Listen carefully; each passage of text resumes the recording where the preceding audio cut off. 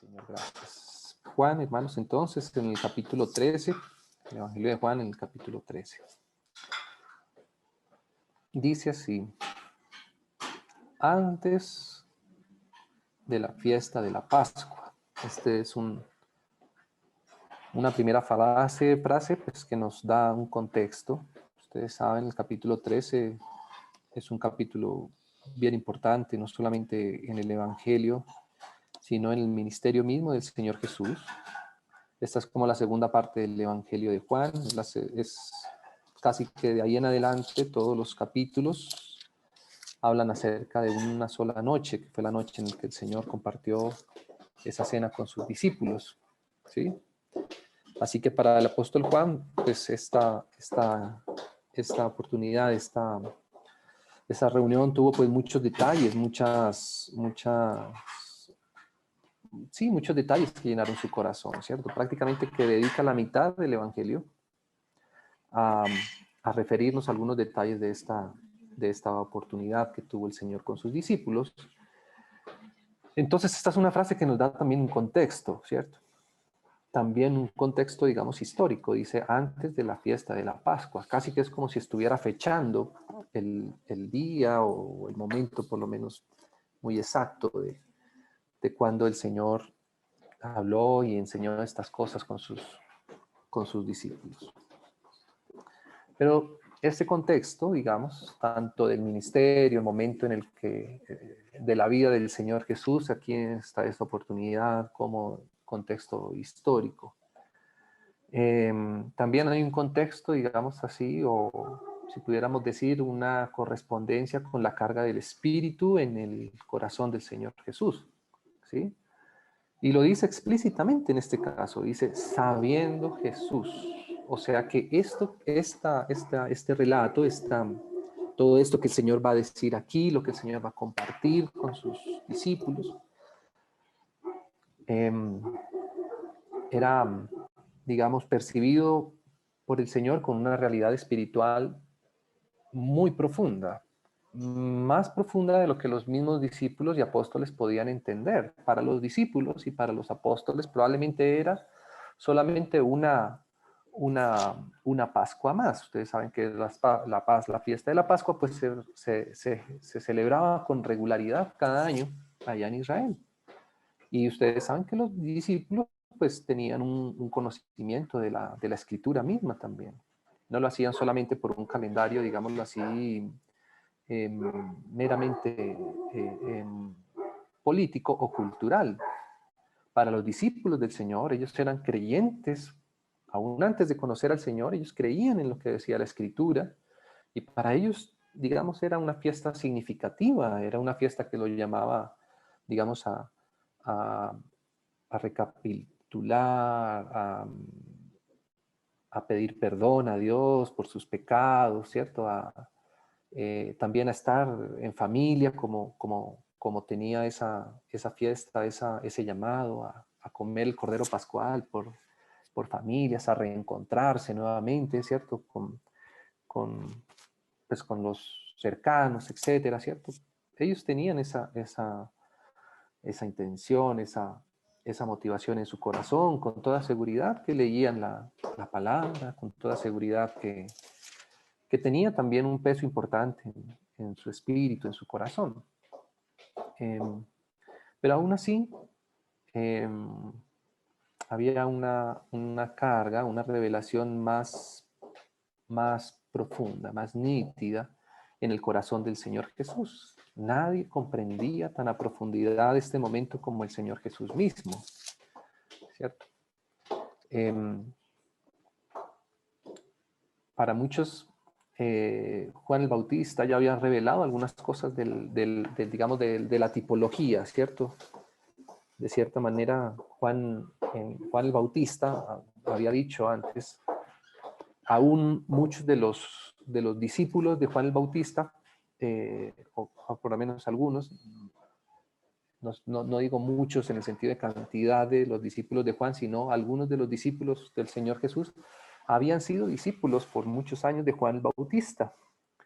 Juan el Bautista había llegado a esa revelación, a revelación por parte del Espíritu Santo, en donde Él llegó a decir, este es el Cordero de Dios que quita el pecado del mundo.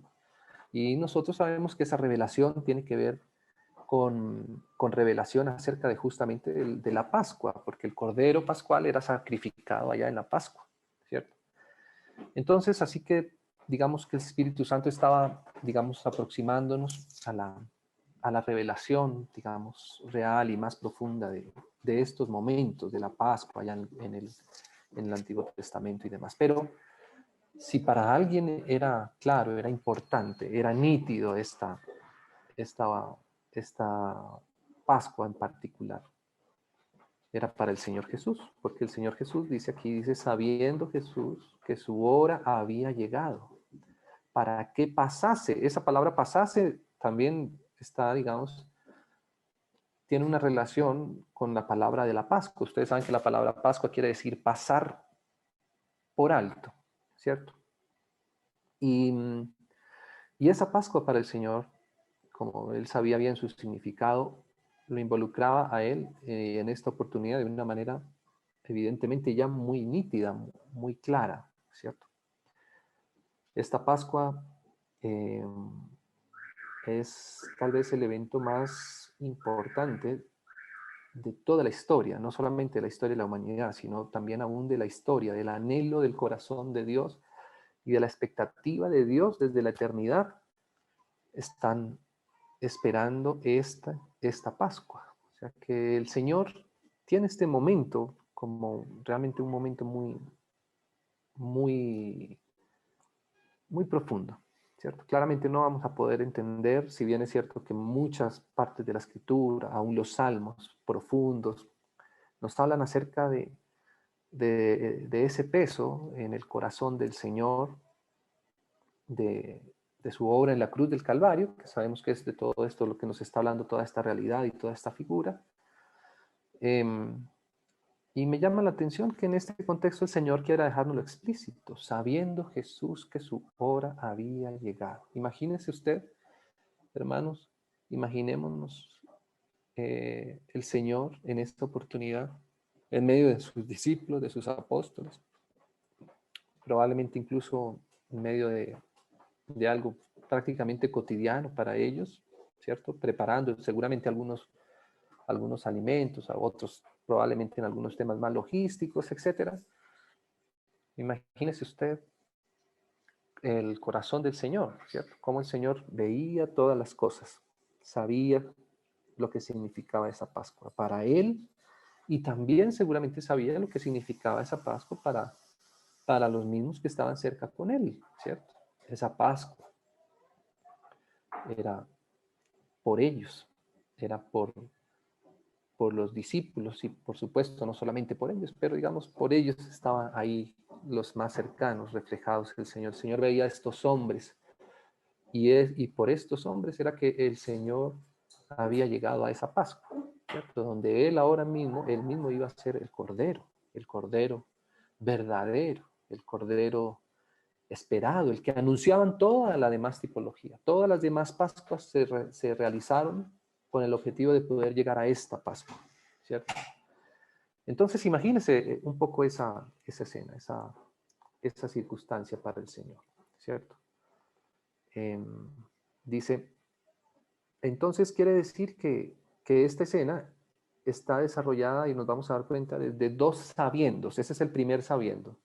Una cosa que sabía el Señor, bien de antemano, era que se llegaba la hora, ¿cierto?, de que pasase de este mundo al Padre. Me llama la atención cómo el Señor mismo refiere este punto. Él sabía que lo que era esa Pascua, la cruz del Calvario, el tremendo sufrimiento, el irrespeto por el que iba a pasar, el sufrimiento, todo esto, porque las profecías eran muy claras acerca de esto. Cantábamos ahora un cántico también de Isaías 53. Todo esto el Señor sabía lo que era tan difícil para él. Mas, sin embargo, aunque estaba esa parte claramente, ¿cierto?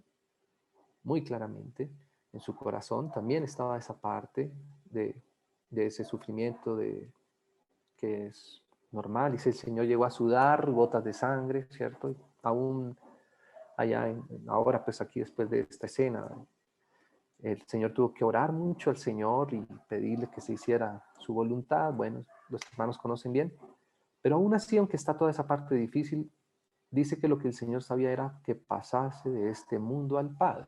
Es decir, que es como si, a pesar de todas estas circunstancias, el corazón del Señor y su fe, su esperanza, su certeza, estaba en que Él iba al Padre, ¿cierto? Él hubiera podido decir aquí que pasase, que había llegado para ir y morir en la cruz del Calvario y que los clavos fueran introducidos en sus manos, en sus pies, o que fuera lacerado, latigado, etcétera. Toda esa parte que, como digo, no, el Señor no la ignoraba, pero quiere decir que Él, sabiendo aún todas estas cosas, su corazón, su confianza estaba puesta en su Padre. Lo que Él anhelaba y lo que Él sabía era que su Padre estaba detrás de todas las cosas, ¿cierto? Y que esto era algo que no salía de las manos de su Padre y que Él estaba cumpliendo la voluntad de su Padre, ¿no? Entonces, todo esto, hermanos, como digo, es muy rico, sería imposible, pues, detallar todo lo que puede estar reflejando aquí esta escena, ¿cierto? Pero bueno, solo para agregar, digamos, algún contexto, como decimos, de lo que vemos acá en este pasaje. Dice, ¿cómo había amado a los suyos que estaban en el mundo? Entonces, fíjese, hermanos, que es como si en este momento, como si el Señor, Él dice, sabiendo que era la hora, Él tenía su confianza en su Padre, ¿cierto? Y estaba ahí el Señor. Y lo que hay en la escena, en el Señor acá, lo que está haciendo el Señor, dice, como había amado a los suyos. La Pascua era por causa de los pecados, ¿cierto? El Señor tenía que derramar su sangre por los pecados, pecados que cometimos contra Él mismo, contra Dios, contra el Señor mismo, ¿cierto? Como humanidad. Es decir, que la causa, digamos, el motivo, la razón por el cual el Señor ahora tenía que llegar a esa hora de la Pascua, ¿cierto? Era por algo que se había hecho en contra de Él. El pecado fue contra el Señor Jesús, ¿cierto? La humanidad, ya conocemos la historia, pues, de la caída. La humanidad se había rebelado contra Dios, ¿cierto? Y, y aún así, el corazón del Señor, eh, digamos, el amor, porque antes que nosotros hubiéramos pecado, el Señor nos había hecho, nos había creado con amor, ¿cierto? Por amor. Y aunque nosotros pecamos y herimos el corazón del Señor, y como recordaba ahí en Isaías 53, nos descarriamos, nos fuimos, nos apartamos del Señor, ¿cierto? Aún así, el amor del Señor con el que nos había amado aún desde antes de nuestro pecado, el amor del Señor no desvaneció, ¿sí? Ciertamente que afectamos el corazón del Señor, probablemente lo entristecimos como humanidad, como lo demuestra por muchas partes también de la Escritura. Claro que sí, todo eso afecta el corazón del Señor, pero la medida de amor del Señor permaneció inalterable, ¿sí? ¿Por qué el Señor entonces ahora puede ver a los suyos y aunque Él sabe lo que es esa Pascua, no ve ese difícil momento, ese terrible momento, no, no hace que se desprenda su amor de esos que están ahí cerca de Él, sino que al contrario, ¿cierto? Tenga una mayor realidad de ese amor, ¿sí? Nosotros nos habíamos metido en un serio problema contra el Señor por voluntad propia, ¿cierto?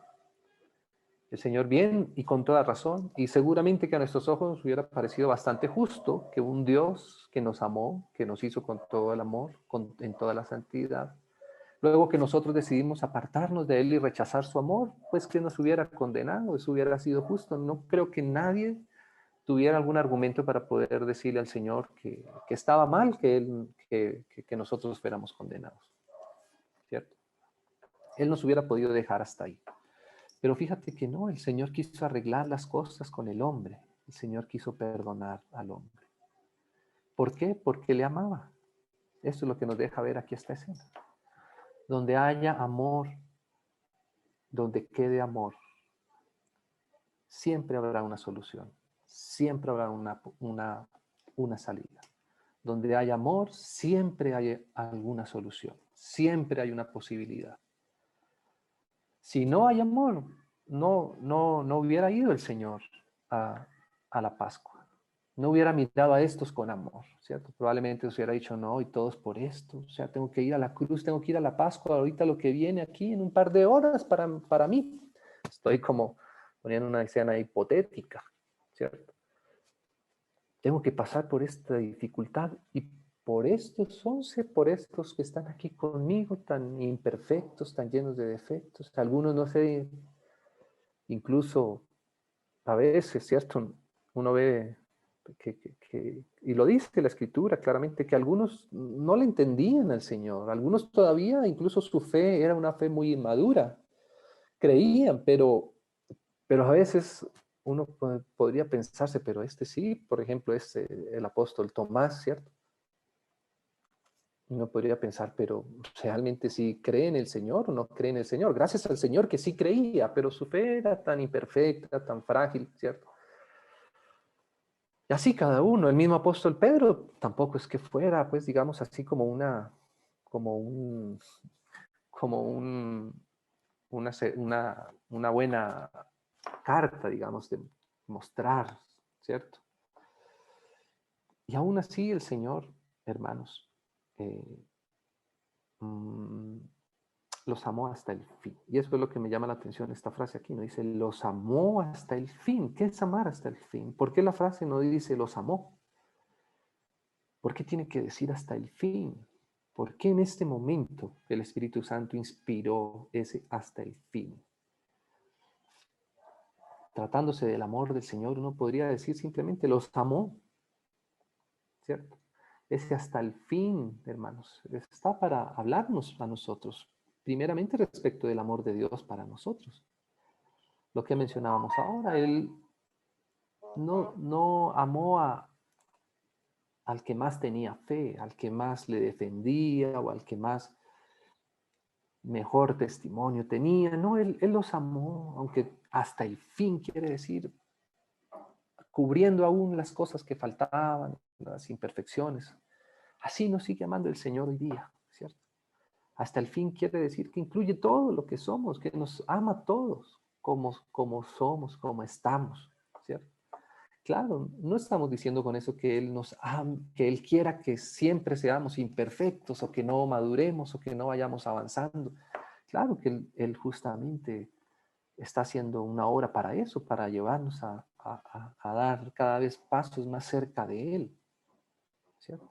Pero Él sabe que si Él no nos ama, que si Él no nos muestra su amor, no vamos a poder avanzar, nos vamos a quedar en nuestra imperfección. Si lo que Él nos muestra no es su amor, nunca ni siquiera vamos a reconocer nuestra imperfección, vamos a pensar que somos perfectos, porque así es el corazón del ser humano, ¿cierto? Pero cuando se da uno cuenta del amor del Señor y de su manera de ser, de su carácter amoroso, ¿por qué Pedro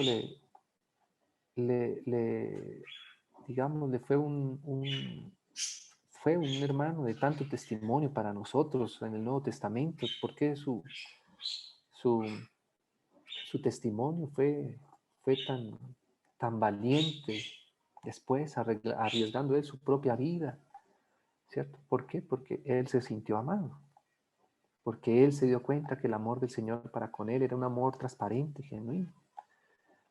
Y ahí Pedro seguramente después de ver cómo el Señor llegó a expresar ese amor en esa magnitud, fue que él mismo seguramente ahí se dio cuenta que sí, que él tenía muchas cosas imperfectas y que tenía que seguir buscando al Señor, pero ¿por qué lo quiso seguir buscando? Porque él se sintió amado, porque él se dio cuenta que el amor del Señor por él no dependía de qué tan perfecto era Pedro, ¿cierto?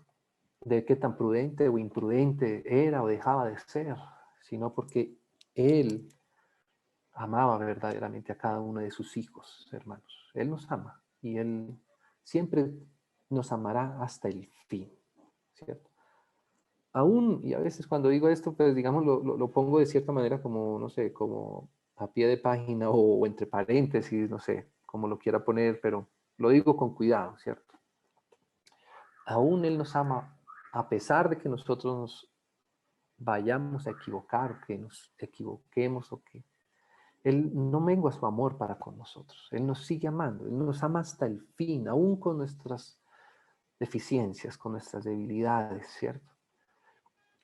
Entonces, hermanos, qué precioso es lo que pasa en el corazón del Señor en estas circunstancias. Como no solamente su corazón estaba confiado en las manos de su Padre, aunque sabía lo difícil que era, sino que además era capaz de fructificar en su corazón la razón por la cual todas estas otras cosas iban a suceder, ¿cierto?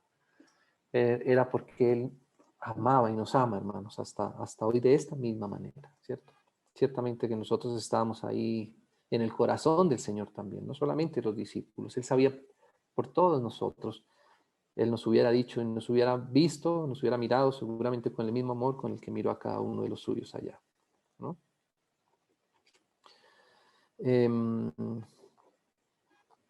Bueno, quisiera por esta oportunidad poner como en paréntesis un poco el capítulo 2, aunque es cierto que están ahí también alguna oposición del enemigo, de Satanás en todas estas cosas, ¿cierto?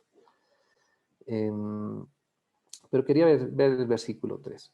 Sabiendo Jesús, otra vez, fíjese que al primero había dicho, bueno, sabiendo Jesús estas cosas difíciles, ¿cierto? Pero como Él llegó a amar también, aún a pesar de esa dificultad ahí, dice el versículo 3, dice, sabiendo Jesús, otra cosa de contexto, o sea, que quiere decir que esto que el Señor está diciendo, y por eso me llama mucho la atención este contexto que da el Espíritu Santo aquí, porque es como si nos dejara ver lo que está pasando en el corazón, en la mente, en los pensamientos, en el interior del Señor Jesús, ¿cierto?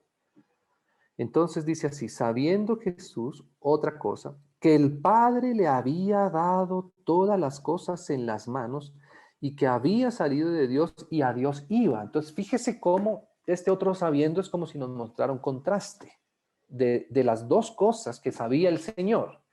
En la primera parte nos muestra ese saber, digamos, de su parte, de su humanidad. Podríamos decirlo entre comillas, vuelvo y digo con mucho cuidado, sin querer salirme de nada que no nos permita la doctrina, digamos, sabiendo así en la parte humana, esa parte, digámoslo así, que podría demostrar la debilidad por la cual el Señor iba a pasar. No que Él sea débil, sino por las pruebas difíciles que a Él como hombre ciertamente le afectaban, ¿cierto? Porque aunque Él era Dios, era también hombre y hombre de verdad. Él no se hacía el hombre, él no tenía un disfraz de hombre, él era hombre de verdad y por eso él lloraba, por eso él se alegraba también, por eso él eh, eh, se entristecía también, ¿cierto? Como lo decía, se angustiaba, mi alma está muy triste hasta la muerte, dice el Señor, refiriéndose a la cena de la cruz, ¿cierto? Entonces digamos que por ese lado de todo eso sabía el Señor, Él sabía lo que venía, la cruz, el cordero, el sacrificio, su sangre, ¿cierto? Etcétera, todo esto, la debilidad de los hombres, ¿cierto? Como Él tenía que hacer que su amor alcanzara hasta el fin, porque si no, era muy difícil, ¿cierto? Amar a los hombres parcialmente. Él tenía que amarlos hasta el fin, o sea, aún con lo que para él mismo era difícil. Él sabía todo lo que iba a pasar de ahí en adelante, ¿cierto? Pero por otro lado, que es este versículo 3, él sabía que tenía todas las cosas en su mano, que él era Dios, que no había nadie que estuviera por encima de él en autoridad, salvo su Padre, ¿cierto? Que él en ese mismo instante podría, como lo decía en otra oportunidad, hacer que los ángeles lo llevaran sin necesidad de pasar esa Pascua, ¿cierto? Él podía acabar con sus enemigos de una manera muy inmediata, ¿cierto? Él tenía todo el poder, él era quien había planeado todas las cosas de eternidad a eternidad, él era el Hijo de Dios y Dios mismo, eso es lo que dice acá, ¿cierto? Sabiendo que había salido de Dios, o sea que él era Dios. y que a Dios sí, o sea, él sabía que no había poder por encima de él, ¿cierto? Las dos cosas estaban en el Señor. Las dos cosas estaban en su pensamiento. Las dos cosas estaban en su corazón. Que él tenía toda la autoridad, que él tenía todo el poder, que tenía todo el derecho, ¿cierto? Y uno podría pensar, entonces, ¿qué va a pasar en esta escena en donde el Espíritu Santo nos está dando estos dos contextos? ¿Cierto? Ahí ve uno las dos cosas en el Señor. Por un lado, esa parte difícil. Por otro lado, la capacidad que él tenía de resolver lo difícil de cualquier manera. De cualquier forma él podía resolver la dificultad. ¿Cierto? ¿Y qué hizo el Señor en medio de estas dos cosas? Y que las dos son reales en él. No es que él se esté imaginando que él tiene el poder, no, él tiene el poder. No es que él se esté imaginando que él podría evitar la ida a la cruz. No, es que él podía evitar la ida a la cruz. Él podía pasar, digamos, la copa, ¿cierto? Él podía pasar esas cosas. Él no necesitaba amar a todos hasta el fin. Él pudiera decidir no amar hasta el fin. ¿Cierto? Él tenía toda la autoridad aún para condenar a los hombres, a todos, a nosotros. Toda la autoridad, no solamente moral, ¿cierto? Y santa, sino la autoridad en el sentido del poder, ¿cierto? Pero cuando uno ve lo que hace el Señor, entonces comprende su carácter. Eso es lo que quiere decir el carácter. El carácter de una persona es en lo que se expresa, digámoslo así, en lo que desemboca todo lo que la persona es, tiene en su interior, hace en el interior. Nosotros tenemos luchas, digamos, en nuestro interior. A veces hay cosas que tenemos que decidir aquí o allá, cosas que nos afectan en lo sentimental, en nuestros pensamientos, etcétera. Pero al final, lo que se termina expresando de todas esas sumas y restas de lo que hay en el interior, eso es lo que es el carácter. El carácter es la expresión final. Podríamos decir, es como el fruto manifiesto de todo lo que, por todas esas pensamientos, circunstancias, sentimientos, se expresa, se muestra, se evidencia, se pone afuera, ¿cierto?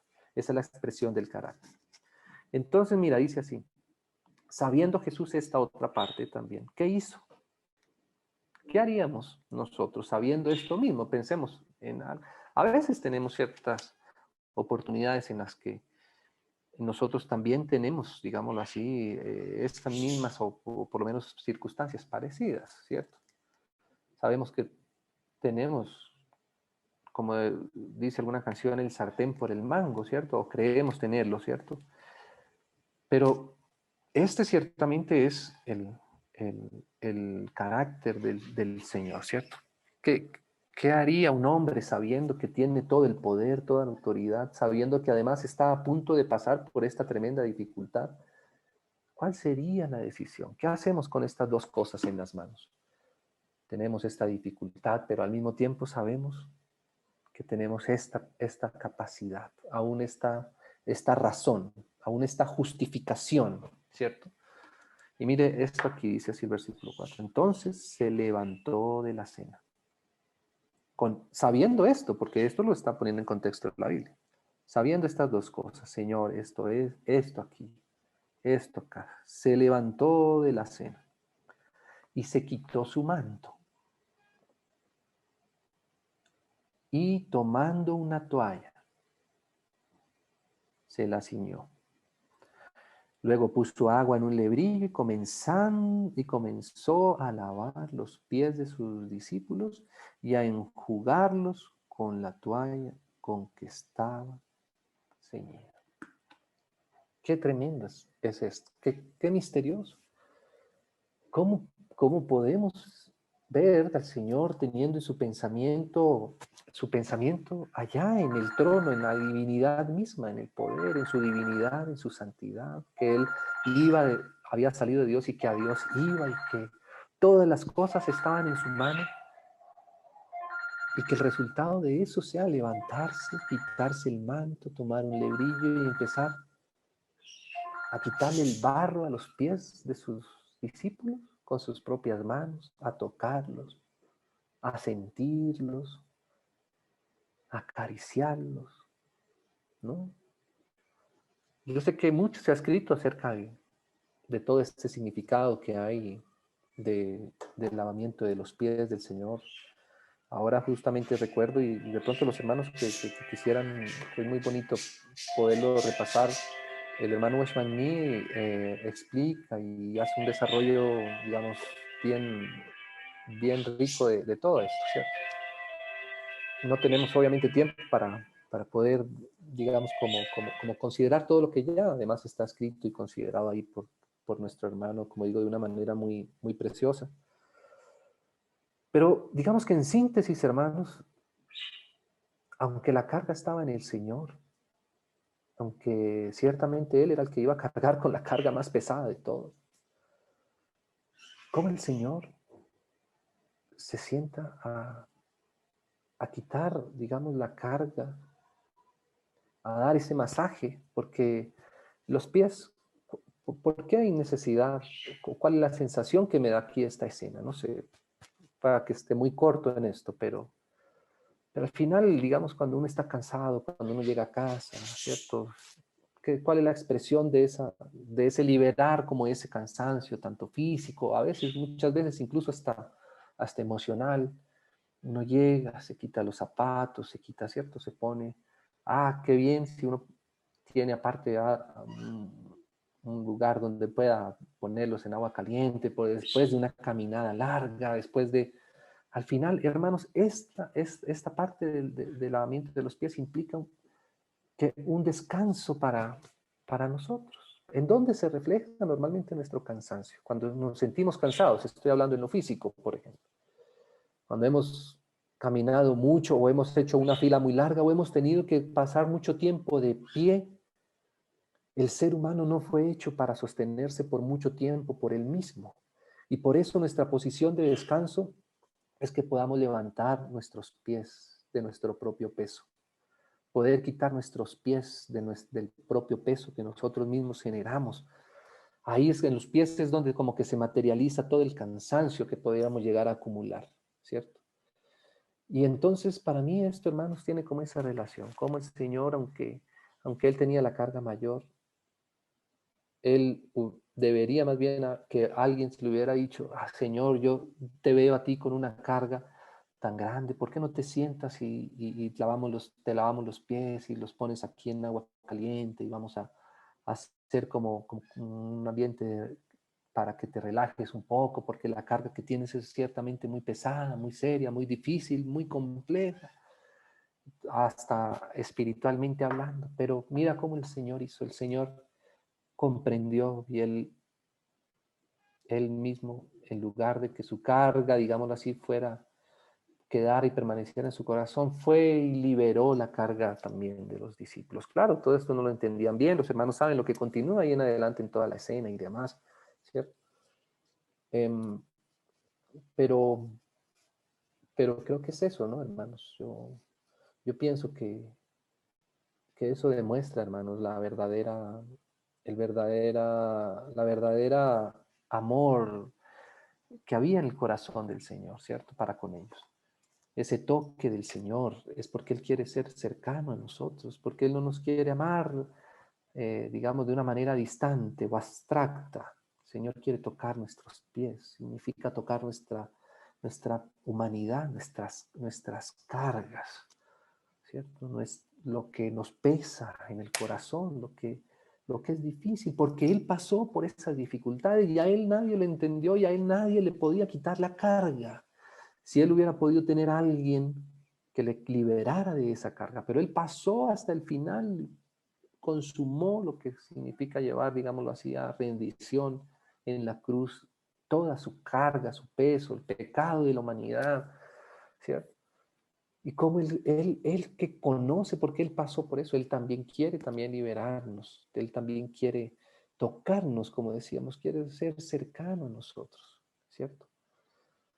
No sé, el apóstol Juan escribió esto, y el apóstol Juan fue uno de los que el Señor tocó sus pies, porque esto aquí no es una metáfora, no es solamente una tipología o una escena ficticia, ¿no? Es que el Señor tocó. Por eso Juan, en la carta, cuando él escribe, ya después de obviamente pasado toda esta historia, Juan cuando escribe, él menciona que él tocó, que fuimos tocados y que tocamos, ¿cierto? Al verbo de vida. Si recuerdan, mis hermanos, allá al principio de la primera carta, lo que hemos visto, pero no solamente vimos, ¿sí? Sino contemplamos, y no solamente contemplamos, sino que tocamos, palpamos, ¿cierto? Con nuestras manos. Esa es verdaderamente la intención que hay del Señor para con nosotros, para con sus hijos, con su iglesia, hermano. Que podamos ser tocados por Él, cercanos al Señor, a su toque, a su mano, ¿cierto? A su limpieza, porque todo eso también habla el Señor. Esa toalla, ¿cierto? Esa toalla es para limpiarnos, hasta en lo más profundo, hasta en las rendijas más interiores de nuestro ser, ¿cierto? Ahí, entre dedito y dedito, ahí el Señor, donde a veces se mete el barro, ¿cierto? Ahí porque los apóstoles, pues, en esa época caminaban por caminos de tierra y a veces en sandalias y todo eso. Yo me imagino al Señor haciendo realmente esa limpieza a profundidad con los suyos, ¿no? Qué contrastante para mí son estas dos cosas, ¿cierto? Desde el capítulo 4 del capítulo 5 es como si se hubiera desconectado una escena de la otra, ¿cierto? Probablemente hubiera uno podido pensar, bueno, sabiendo el Señor que iba a pasar esto tan serio, pero que Él tenía tanto el poder, bueno, se paró y dio tremendos discursos con tremenda fuerza, los regañó, o les hizo aparecer ángeles para que se dieran cuenta la magnitud de lo que estaba pasando en ese momento y cómo nadie podía comprender lo que venía y cómo no habían entendido bien la Pascua, etc. Ese no es el carácter del Señor. Así no hace el Señor las cosas, así no es Él, no es Él así. Él se quitó su manto y lavó los pies de sus discípulos. Y creo, hermanos, que está, como cada vez que participamos del pan y de la copa, así como en esa oportunidad también fue igual, históricamente hablando, creo que es eso, ¿no? A lo que el Señor, pues hoy por hoy nos llama, nos junta, nos acerca a sus pies, nos acerca a sus pies. Los discípulos estaban cerca porque el Señor estaba en medio, y entonces los discípulos eran atraídos hacia la persona del Señor. Y ahí con toda seguridad tenían comunión, tenían contacto más profundo entre ellos mismos, pero el Señor era la motivación de esto. Y por detalles como estos, como los que hizo el Señor en esa oportunidad, es que estos hombres siguieron al Señor hasta ir entregando cada uno su propia vida en cuanto a lo físico.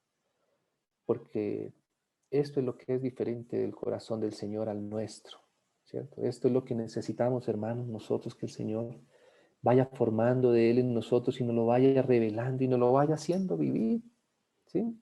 ¿Acaso más adelante el Señor, justamente en esta escena, no es que el Señor mismo les dice?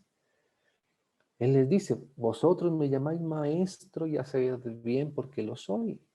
Pero si yo el maestro, decía el Señor, he lavado los pies, también ustedes deben hacerlo los unos con los otros. ¿De qué habla esto? De cómo el Señor quiere que eso que hay en su corazón, ese sabiendo las dos cosas, ¿cierto?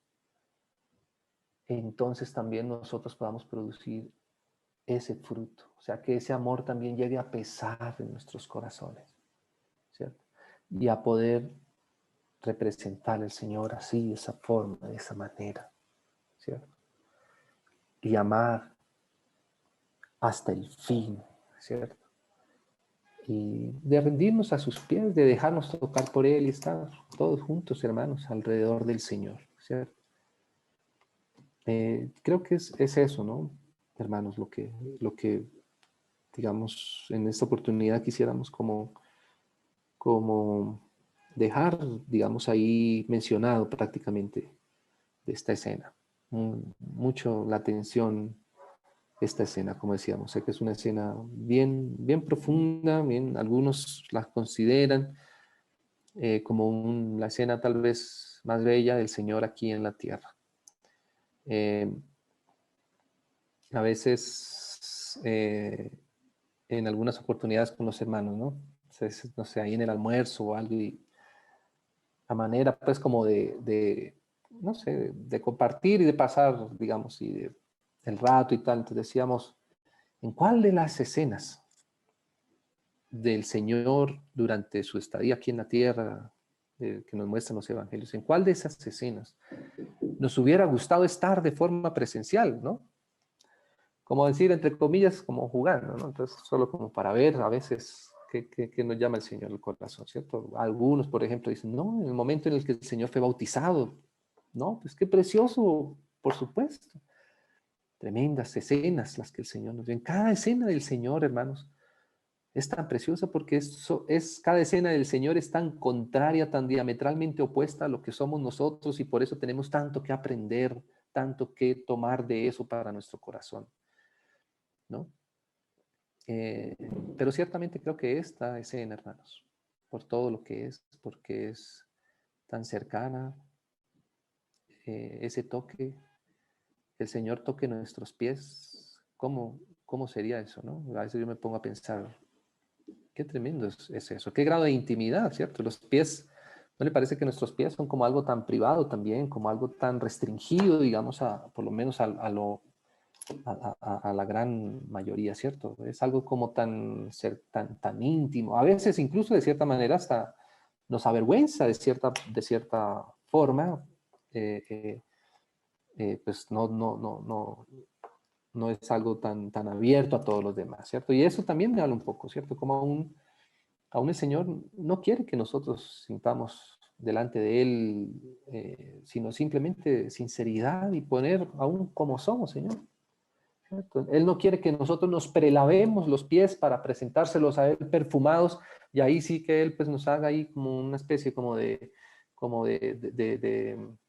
mímica de lavar los pies. No, Él quiere ciertamente lavar los pies, y nosotros sabemos que a veces nosotros tenemos cosas que nuestros pies no queremos ponerla porque no nos sentimos tan en confianza o nos avergüenza, pero el Señor pasa y nos hace sentir tan cercanos, ¿cierto? Si no, no importa, es que yo sé que el camino nos hace eh, eh, tocar cosas, y no hay problema, ¿cierto? No hay problema, el Señor conoce todas esas cosas. Solo no le restringamos nuestros pies al Señor, sino, Señor, claro, a veces hasta con vergüenza, Señor, perdona mis pecados, mira, Señor, Señor, mira mi corazón, mira esta actitud, Señor, que tú sabes que no corresponde a ti, que tu mismo espíritu me ha dicho varias veces que esto no corresponde a ti. Y una vez más, Señor, siento que he vuelto como a ofenderte, como a no representarte bien, pero Señor, aquí están nuevamente mis pies, límpiame, pasa tu mano aún por lo que no sería ni digno de mencionar, perdóname, y vamos a disfrutar de lo que tú nos has amado y la razón como la que tú has hecho todas las cosas. Entonces, hermanos, esa es la cena del Señor. Este fue un momento de la cena. Esta es la obra del Señor materializada, cercana, tocándonos, limpiándonos, amándonos, ¿cierto? Y ahí vemos, hermanos, que fue muy precioso lo que el Señor hizo en esa oportunidad, y que lo sigue haciendo hasta hoy para nosotros. Si hubiera sido solamente para esa única oportunidad, pues no hubiera quedado escrito, pero fue algo que Él dejó escrito para que nos beneficiara aún hoy a nosotros, a sus hijos, ¿cierto? Entonces, hermanos, pues gracias al Señor por esto, y pidámosle al Señor que nos pueda seguir ayudando. Eh, Como decíamos, era un poco lo que había en la carga y en el corazón, repasando esta escena, compartir en esta oportunidad con los hermanos.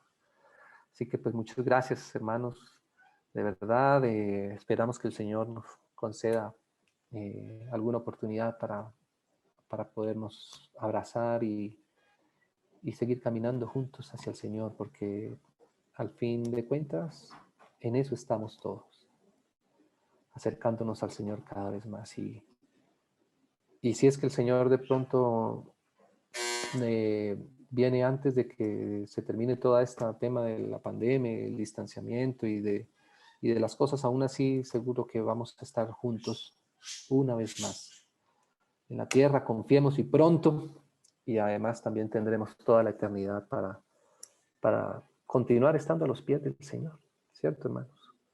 Que Él siga perfeccionando nuestro amor, nos ayude en lo que nos falta y nos siga sosteniendo y nos siga siendo conscientes de que todos necesitamos de ese toque de todos, ¿no? De todos. Pedro no entendió bien esto al principio. Él pensaba que él podía limpiarse por sí mismo, que no necesitaba ese nivel de, digamos, de acercamiento, de proximidad o de intimidad, de que el Señor llegara hasta tocar sus propios pies, que con toda seguridad que Pedro no los tenía muy limpios. Probablemente por eso Pedro tampoco sintió de ponerlos a los pies del Señor, pero todos, hermanos, todos el Señor tiene que tocar nuestros pies, ayudarnos, limpiarnos, porque Él nos sigue amando a todos. Amén. Entonces, pues hermanos, concédanme entonces orar